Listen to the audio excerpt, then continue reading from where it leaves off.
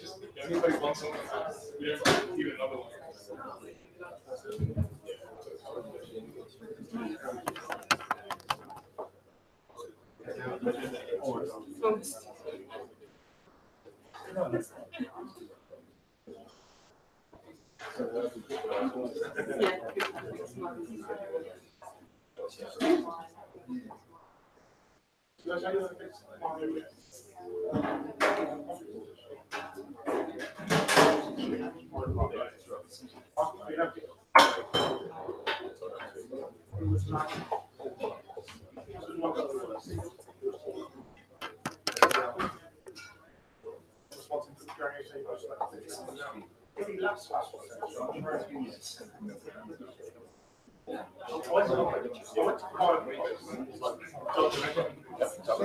Yeah, I think we should.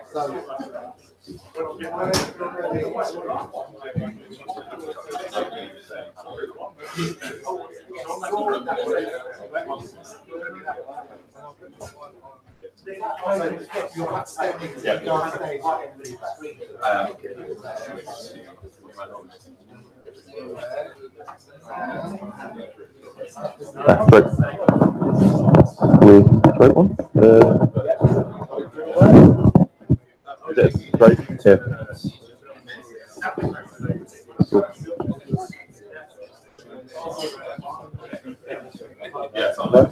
Testing.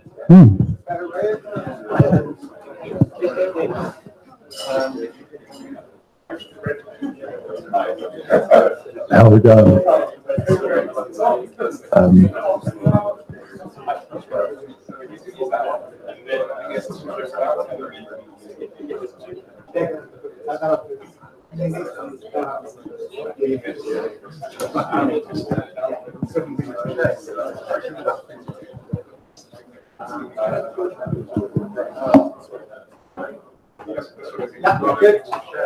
Good to go. Start it. Kick it off.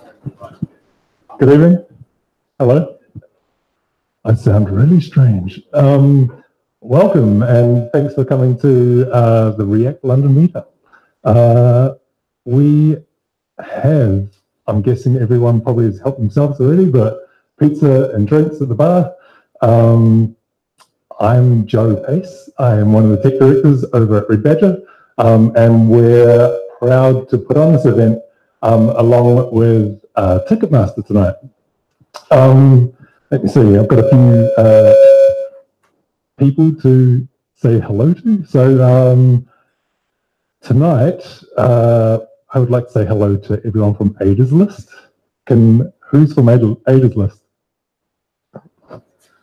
Nobody. Okay, woohoo! Maybe I won't go through the whole list. Okay, anyone from Code Bar? One, yay! Welcome. GA? Makers? Yay! Welcome, Makers. We've got the founders and coders, and or Ticketmaster as well, being our hosts and our food providers and beverage providers tonight. So thank you. Well, yeah, give them a round of applause.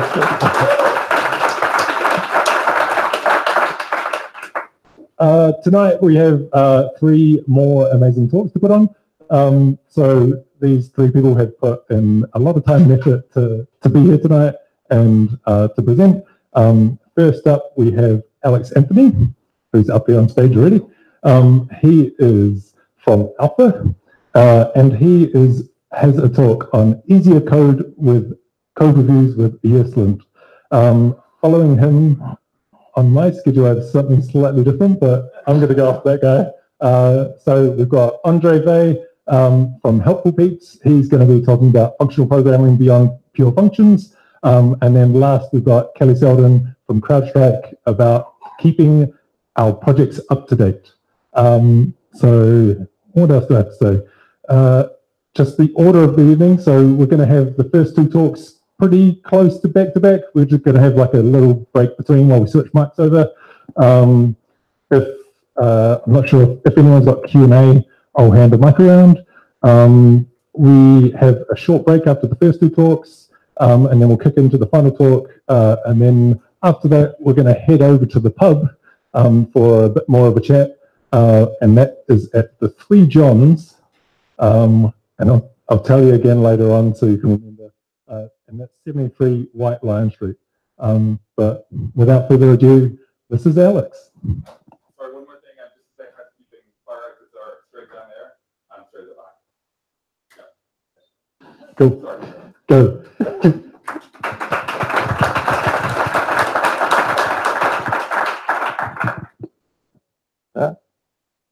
Hello.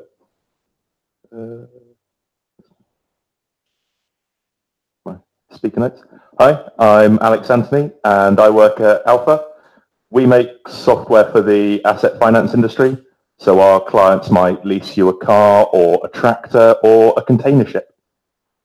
We have a Java backend, but I mostly work on our React-based front-end code.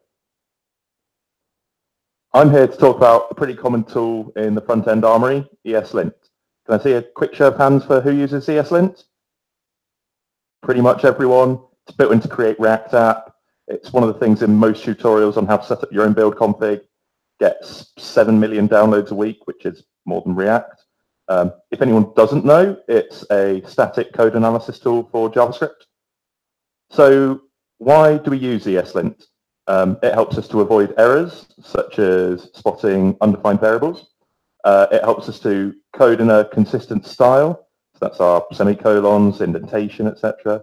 And it helps us to keep our code tidy, so prevents us having unreachable code.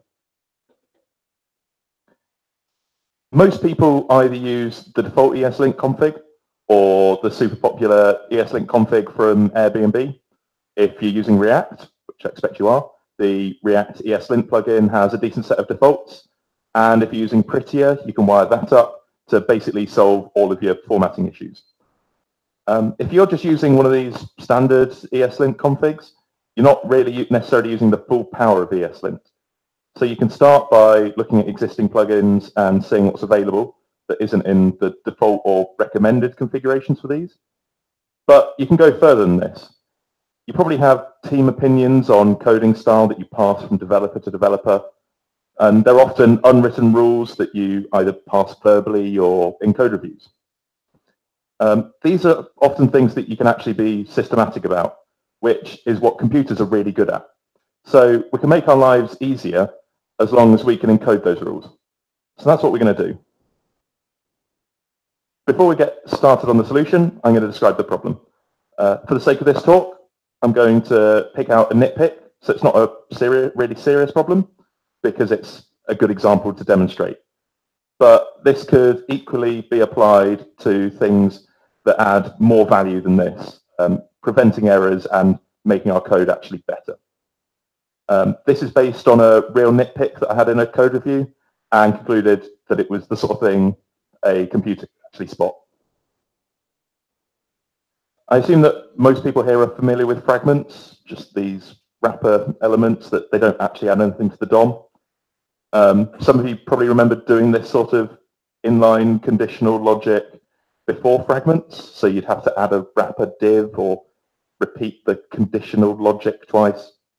But then we got React 16.2, that all went away, and everything was great. Until someone came and extracted that button and that other thing into one component. We've still got this fragment kicking around. It's not doing any harm, but it's a bit untidy. Slightly contrived example here because you can quite clearly see it, but if that button and that other thing had a longer list of props, it might be a bit harder to notice. So I spotted that a developer had done this, passed it back to him, and asked him to just quickly tidy it up. But imagine if CI had done this for me, or even if it had just been highlighted in the developer's editor at the time. I wouldn't have had to get involved and send it back, and the whole thing would have just gone straight through. So I thought about this, and then did what any lazy developer would do. I went and asked Google if it had already been done. The React ESLint plugin does have a fragment rule, but it doesn't enforce this. It just enforces that you use the same style, either the long form or the short form. So I decided to try and write the rule myself. ESLint rules are grouped into plugins, which can also include a config to use those rules. I was just creating a single rule, but I wanted to use it quickly, so not wait for it to pull request into someone else's config, merge it, upgrade our code to use their one. So I just created my own plugin. Fortunately, there are tools that can do most of this for us. Creating a new ESLint plugin is really easy. It's these 4 commands. This is using a tool called Yeoman, which you may have come across, although don't see it as much as I did a few years ago. Yeoman. Basically, it does a job a bit like Create React app, helping to scaffold new projects based on generators, which are just elaborate templates. We're using the ESLint generator, which is cleverly titled Generator ESLint. I've installed these globally because they're tools to set up our project rather than being part of the project itself. We can then run the generator with the plugin suffix, set it to create a plugin. It asks us a couple of questions, what's the package name, description, and then it sets up an empty project for us. Unfortunately, the generator is a little bit out of date. We like the latest and greatest. So first thing I did was dive in and actually upgrade ESLint in the plugin to use the one we're using in our project. Creating a new rule is even easier. So still using the ESLint generator, but this time creating a rule. We get asked for some details of the rule, this time including an example of code that's going to fail the rule. So I went for the simplest code I could come up with that would make it fail, this single div in a fragment. Running this command sets up 3 things for us. Get an empty rule in lib/rules, a markdown file, because it's important to document this, and the beginnings of a unit test in the test folder. Before we can write our code, we just need to know a bit more about how ESLint works. It parses our source code files and turns them into what's called an abstract syntax tree, or AST. This is basically a representation of our source code as a tree of objects. That might not make much sense without an example, so here's a simple one. On the left, we have a really simple bit of JavaScript, and on the right, we have a cut-down version of the AST representing this. We have a variable declaration at the top of kind const, and this is made up of an identifier, val, and an initial value, which is a binary expression with 2 literals and an operator. ASTs get pretty crazy when you point them at real code, so fortunately there's a good tool to explore them called AST Explorer. I've set it to use ESFree at the top, which is what ESLint uses to parse our code. We can type then any bit of code on the left and click on it to highlight the corresponding value in the AST on the right. Here I've clicked on one of the fragments in my bad component, and I can see I've got a JSX element with a JSX opening element inside it. So this is basically how ESLint reads our code. It looks for particular patterns and structures in the AST and reports an issue if it finds something that breaks its rules. While we're writing our rule, we want to be able to easily test it without having to publish a package and actually run the whole lot on our code. So easiest way to do this is to write unit tests. We've already got one, which the Yeoman generator set up for us. And ESLint comes with a great test framework already called rule test.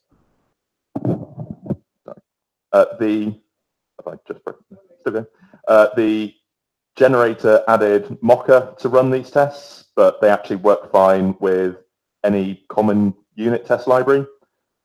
Because I'm used to it, I just decided to switch it to Jest. And I've also set up Babel in the project with the env and React presets, just because out of the box ESLint can't pass JSX. So here's the unit test that it's set up for me, with the exception of the imports at the top. And I've added the parser Babel ESLint, which took me ages to work out. We pass it the code to test as a string, and it's already populated that with the piece of code that we told it before.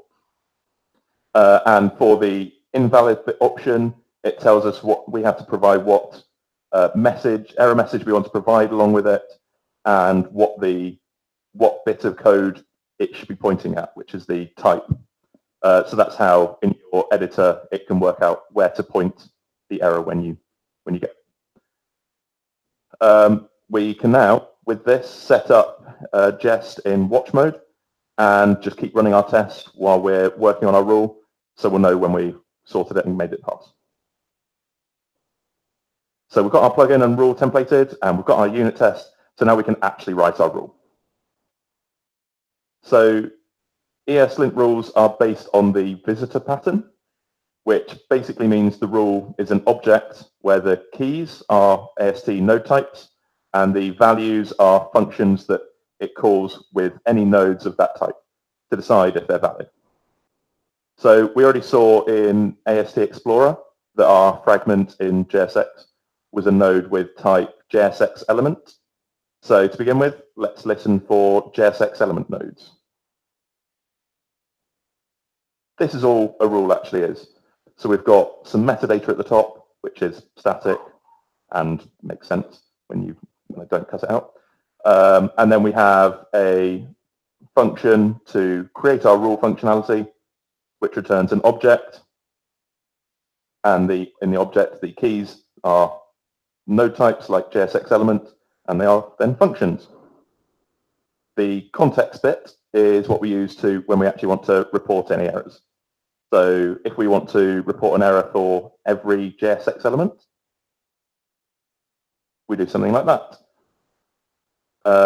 If we look at our test output now, it's not going to be passing because, first of all, we told it that the message was going to be fill me in, and it's remove redundant fragment, and that the node type would be me too, and it's going to be JSX element. So if we change the test to fix those bits, then we get pretty close to passing, but it's still failing because it's currently reporting on every JSX element, which is both the fragment and the div. So we go back to the AST to work out how to adjust the fragment. So here's the AST for the fragment in a bit more detail. So inside our JSX element, we have a JSX opening element. Inside that, we have a JSX identifier, and that has a property name, which is the string fragment. So now we know how to spot a fragment. Opening element .name is the string fragment. So the AST is just a JavaScript object, and rules are just plain JavaScript, so writing our rule is quite easy. Node.opening element.name is fragment. And then we can see that our test is passing. Great. So now in true TDD style, we can add a new test that's going to fail and then update our code to make it pass. So we know that our code at the moment is a bit overzealous. It's reporting any fragment in the code at all. So the best test we can do at the moment is a piece of valid code using a fragment that we should ignore. So we go for the simplest example of that, where we've got two divs. So again, just passing the code to check as a string and pass a Babel ESLint. And this time we don't have to pass an expected error because we're expecting it to be valid. This is going to fail, and so we can look at what's required. It's the number of children. So we go back to the AST. And so as well as the opening element and closing element, we have an array of children on our JSX element. So the logic for our rule is pretty simple. 2 or more children is valid, 1 or no children is invalid. Just a JavaScript object in an array. Node.children.length is less than or equal to 1. So this makes our test pass. And so this is basically all we have to do to write our rule. Just keep finding a case that it doesn't handle properly and then tweak our rule to handle it. So in our internal version, I've made a few further tweaks to this. Rather than reporting the error against the JSX element, it actually looks nicer in your editor if you report it against just the opening element. You don't highlight the entire thing. When the code is properly indented, the white space is included in the array of children, so we can just filter that out. And I've been using just the word fragment for my fragments. You could also have that as react.fragment or as the Babel shorthand double angle bracket thing if you've got a recent Babel version. So if you handle all of those, you end up with something a bit like this. It looks quite different, mainly because I've extracted stuff out into functions, but at the bottom we're still doing pretty much the same thing with JSX element, but now also handling JSX fragment, which is just a fragment shorthand. The isFragment function handles our existing one and the react.fragment pattern, which is a member expression, and has 1 or 0 children, ignores the literals that are white space. And when we're reporting an error, we report it against node.opening element, not just node. The one extra bit we can do is write a function that will fix the linter error. The main principle here is to do as little as possible. So we're not going to try and reformat the code. We're going to leave that to Prettier and our ESLint rules about formatting. All we want to do is delete the opening and closing elements. So our fixing function, we pass that with the error report, and it gives us this fixer helper, which allows us to interact with the AST, which then gets written back as the source code. So there isn't much detail to go onto here other than we remove the opening element and the closing element. The test framework also has support for checking that the fix function does the right thing. You basically provide the code that you'd expect to see once it's been fixed. The last thing we have to do is actually use our rule. So add it to our project's ESLint config. We can publish our plugin as an NPM package internally, externally, just install it as a Git repo, local file path, leave that bit up to you. But then we just need to tell ESLint to load up our plugin, put it in the plugins array, and to treat our rule as an error, so code 2. 0 is accept, 1 is warn. We can leave off ESLint plugin from the start of the plugin name, so I've just gone for React London. And you just have to make sure you include the plugin name as the start of the rule name. So once you've done this once, writing a rule becomes much easier, and you just start iterating on the AST and a unit test. And once you've written and applied the rule, you don't have to worry about that in a code review ever again. And here it is working in my editor with my rule. Thanks for listening. Hopefully we've still got some time for some questions if anyone has any.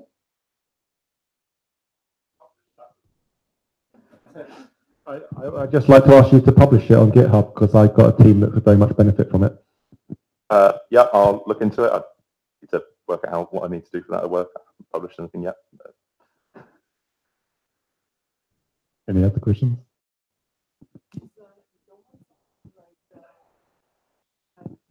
Is Yeoman something like Yarn? No, it's not. It's a tool that does scaffolding in the way that Create React App scaffolds a React project. So it's a templating thing. So you run it and it produces an empty NPM package for you. Like Create React App? So Create React App, you run that and it creates you a new React application. Yeoman, people can write generators for it and it will create NPM modules of all different sorts. Okay, thanks.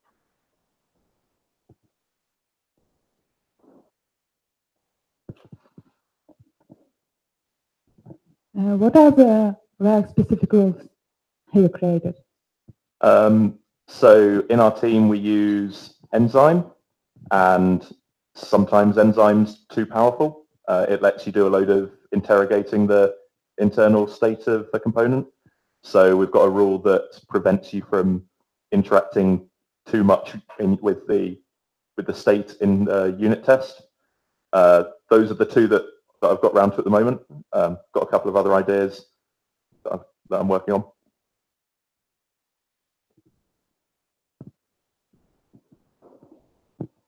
So a little bit of context. When we create a PR at our company, we have plenty of services that are hooked up to the PR. One of them is Codacy. And Codacy accepts not only default ESLint rules, but custom ones as well. And it literally runs over the project and tells you if everything fits the rules or not. And my question is, are you aware if your custom rule would actually be later on supported by some services that actually read it from the file that you specify with your custom config? Not only in your editor, I mean, of course, while you run it locally as an installed package, it would work. But if you feed in your ESLint config that's going to use your plugin, would third-party services? Yeah, we have it set up and hooked up into our CI, and it works just like any other ESLint plugin. I think it would only work if you're set up using actually running ESLint. I think you were suggesting that maybe it does something slightly different, but Roughly Codacy does that thing. If it's actually just running ESLint, then it definitely works because that's all that ESLint rules are. Cool. I think that's all the questions that we have. Thanks again, Alex, for great talk on ESLint and all the things involved.